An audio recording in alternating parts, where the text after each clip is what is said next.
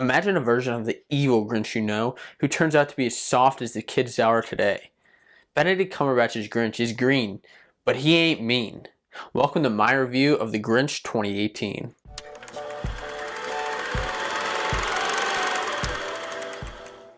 If you're familiar with Dr. Seuss, then you know the tale, How the Grinch Stole Christmas. It's a classic Christmas tale of a grumpy old Grinch who stands distant from the rest of the Whoville town down below. Grinch hates everything good in the world. That's presents, gifts, and just the good old Christmas spirit. He's not a fan of any of it.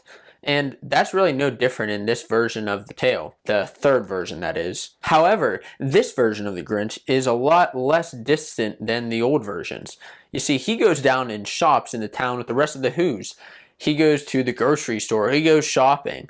There's one funny scene where the Grinch is going shopping and he takes a pickle out of one person's basket, takes a bite out of it, thinks it's gross, throws it back in, and just goes on his merry way. So in that way, yeah, the Grinch is a little mean. And that's not the only thing that I noticed different about this movie. One of the first things I noticed was, of course, the animation.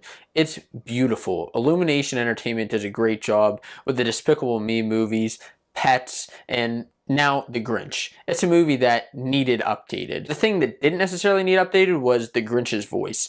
You'll notice right away if you've seen any of the old versions that Benedict Cumberbatch's Grinch is just a little off. There's something weird about his voice. Now, personally, I got over it within 10 minutes into the movie, but you may be somebody who just can't stand it. Be prepared for that. Of course, a lot of the classic characters return, such as Max, who is the Grinch's pet dog. He just wants to be loved, and that's why he steals most of the scenes he's in with his cuteness. The other cute character that returns is Cindy Lou Who. Of course, we know her as the little girl who just wants to get her Christmas wish. This year, she just wants to get her letter out to Santa for a nice present. There are plenty of new characters who the little kids will learn to love and grow up with. One of those new characters is Donna Who, who's Cindy Lou Who's mom. She's a single mom taking care of these three kids, and she's just trying to make it through the holidays. Another new character is the friendly neighbor, who's voiced by Kenan Thompson. He just wants to love the Grinch and invite him into his home whenever he can. Of course, the Grinch is having none of that. And this is where I'll get to another big disappointment that I had in the movie. It was the character's dialogue, in particular Cindy Lou Who. Look, I get it. She's a little kid and she doesn't have much to say, but her dialogue was awful. It was so one-noted, so simple that it just took me out of the movie. That's one area where Illumination still has a lot to catch up on with Pixar, is their emotion. Pixar is able to convey a lot of emotion through their characters, their dialogue, and their story. Illumination hasn't quite got there yet, and that's true with this movie as well. Just think about The Incredibles 2, which was released earlier this very same year. That story had a lot of emotion to it and resonated with audiences young and old.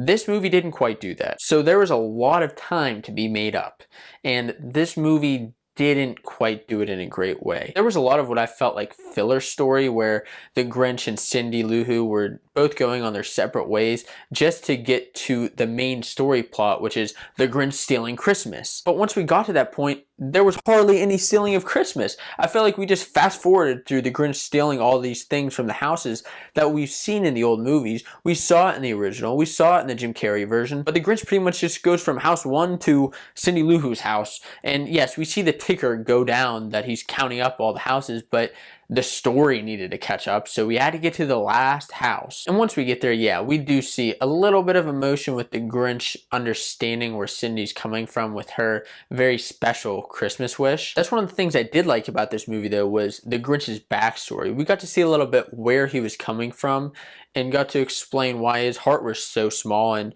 why it was able to grow 3 sizes that Christmas. And in the end, a lot of the story beats that we saw throughout the entire movie caught up with each other and intertwined to a very nice conclusion. I will say the last few minutes of this movie, probably the last 5 or 10 minutes, I did really like, and I think that it added a new flair to the Grinch. One big question people have been asking me is, did this movie really need to be remade? And my answer to that question is a resounding yes. It needed to be remade for kids young today. Jim Carrey's Grinch was made in 2000. That was nearly 20 years ago. And the original Grinch was from 1966, so that animation style is way outdated. Don't get me wrong, I love the original tale, but for kids today, they may not watch that animation. So this update with Illumination was much needed. Unfortunately, the movie updated in places that I didn't want to see it updated. The voice by Benedict Cumberbatch was new, but not better. The story was longer, but not great. And the emotion was not really there. And don't even get me started on the Grinch's mood. I mean, he's supposed to be the meanest man on the mountain, and all he's like is in a bad mood. That's it. And that drove me nuts. He's as soft as his green fur makes him look, and I didn't like that at all. It was a nice Christmas movie to see this time of year, and I'll give it that, but overall, this movie just tastes microwaved. If you're a parent who has a young kid, I would absolutely take him or her to go see it. But if you're my age, or you're a fan of the classic Grinch, or even Jim Carrey's version, I'd skip this one completely and just go rewatch the old versions. That's it, I'm not going.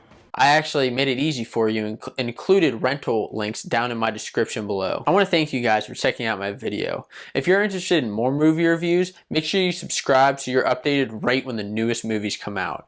I also do a lot of other content that you can check out on my channel or on my blog in the description below. Thanks for watching.